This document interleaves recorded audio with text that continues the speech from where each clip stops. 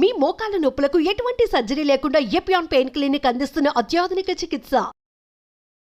Suman TV ప్రేక్షకులకు నమస్కారం. నా పేరు doctor Mohan Vamsi, chief surgical oncologist, Omega hospitals, Gachibowli, Hyderabad. South ఇండియాలో దక్షిణ భారతదేశంలో అత్యధికంగా కనబడే క్యాన్సర్ స్త్రీలలో ఈ గర్భసంచి ముఖద్వార క్యాన్సర్ అండి. ఈ గర్భసంచి ముఖద్వార క్యాన్సర్ లేదా సర్విక్స్ క్యాన్సర్ అంటాము. ఈ సర్వైకల్ క్యాన్సర్ ఈ మన కోస్టల్ ఏరియాస్లో ఆంధ్రప్రదేశ్, తమిళనాడు, ఒరిస్సా తీర ప్రాంతాల్లో హ్యూమిడ్ ఎన్విరాన్మెంట్లో human papillomatous virus HPV virus ఎక్కువగా వ్యాప్తి చెంది ఈ సర్వైకల్ క్యాన్సర్ అవడానికి దోహదం చేస్తుంది అనమాట. ఈ సర్వైకల్ అంటే it's a cause and effect relation. Human papilloma virus HPV virus infection వల్ల సర్వైకల్ క్యాన్సర్ వస్తుందని సైంటిస్టులు ఖచ్చితంగా నిర్ధారణ చేశారు. ఈ repeated attacks human papillomatous virus HPV virus infection వల్ల ఈ క్యాన్సర్లు వస్తుంటాయి అన్నమాట. మామూలుగా మనకి వైరల్ ఇన్ఫెక్షన్ వచ్చింది అనుకోండి, ఏం చేస్తాం? బాడీలో ఆటోమేటిక్గా ఇమ్యూనిటీ డెవలప్ అవుతుంది. లైక్ కరోనా ఒకసారి కరోనా ఇన్ఫెక్షన్ వచ్చేస్తే మనకి వెంటనే ఇమ్యూనిటీ డెవలప్ అవుతుంది. రెండోసారి కరోనా వచ్చినప్పుడు మనం ప్రొటెక్ట్ చేస్తుంది. ఈ హెచ్పివి వైరస్ ఎంత స్మార్ట్ వైరస్ అంటే ఇది ఆ గర్భసంచి ముఖద్వార సెల్స్ లోపల ఉంటుంది. లోపల ఉండటం వలన బాడీ యొక్క ఇమ్యూన్ మెకానిజమ్స్కి అది కనబడదు. అంటే బాడీ తన ఇమ్యూన్ మెకానిజమ్స్ని ఆ వైరస్కి అగెన్స్ట్గా పెంచలేదన్నమాట. సో ప్రతిసారి ఇన్ఫెక్షన్ వచ్చినప్పుడల్లా ఆ ఇంట్రా సెల్యులర్గా ఉంటుంది వైరస్. ఆ తర్వాత ఇమ్యూనిటీ డెవలప్ అవ్వదు. సో రిపీటెడ్ వైరల్ ఇన్ఫెక్షన్స్ వలన ఆ సర్వైకల్ ఎపిథీలియం క్యాన్సర్గా మారుతుంది. సో ఇది కామనెస్ట్ కాదు. సో ఇతరత్ర రిస్క్ ఫ్యాక్టర్స్ చాలా ఉన్నాయి.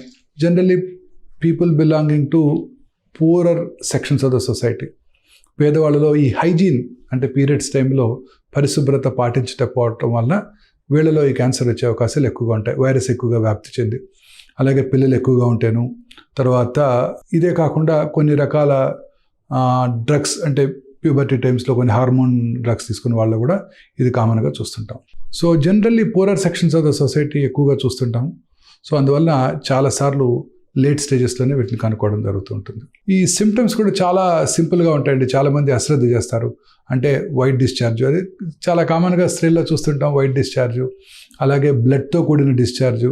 చాలాసార్లు ఇది పెయిన్లెస్గా ఉండటంతో చాలామంది స్త్రీలు నెగ్లెక్ట్ చేస్తుంటారు. ఈ సిమ్టమ్ని చాలా కామన్గా చూస్తుంటారు, చాలా కామన్గా తగ్గిపోతుంది అని అశ్రద్ధ చేస్తుంటారు.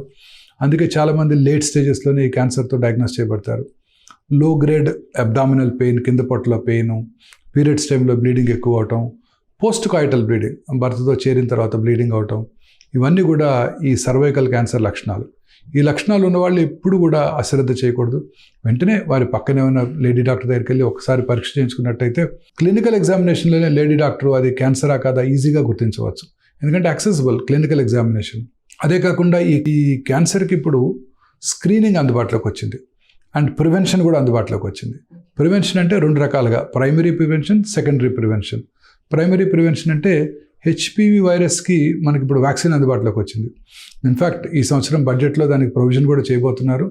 మన మొత్తం భారతదేశంలో ఉన్న యంగర్ విమెన్, ఆడపిల్లలందరికీ కూడా ఈ వ్యాక్సిన్ గవర్నమెంటే అందజేస్తుందని గత పార్లమెంట్ మీటింగ్లో ఫైనాన్స్ మినిస్టర్ గారు ప్రపోజ్ చేశారు కూడా. ఈ వ్యాక్సిన్ ఇప్పుడు ఇండియాలో కూడా తయారు చేయడం జరుగుతుంది. తద్వారా మనకి తక్కువ కాస్ట్లో అందుబాటులోకి వస్తుంది.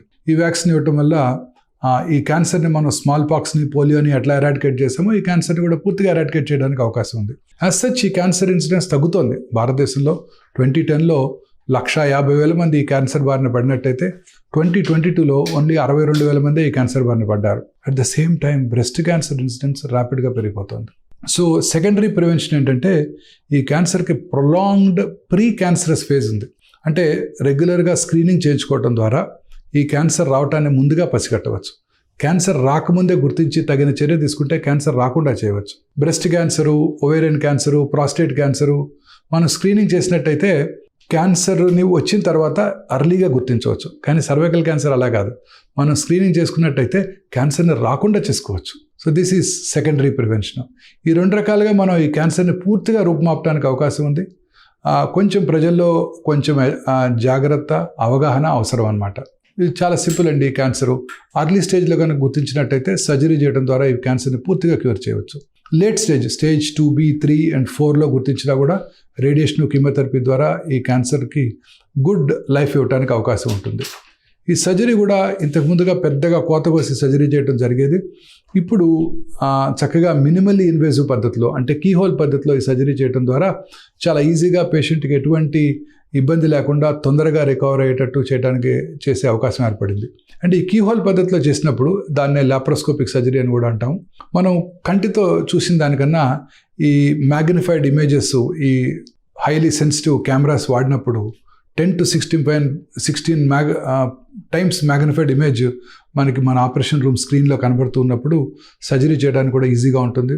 క్యాన్సర్ వచ్చిన భాగము అది ఎక్కడికైతే పాకటానికి అవకాశం ఉందో లింఫ్ గ్లాండ్స్ అన్నీ కూడా చాలా యాక్యురేట్గా ఐడెంటిఫై చేయడానికి కూడా అవకాశం ఏర్పడింది. తర్వాత పోస్ట్ ఆపరేటివ్ కాంప్లికేషన్స్ కూడా పూర్తిగా తగ్గడానికి కూడా అవకాశం ఏర్పడింది.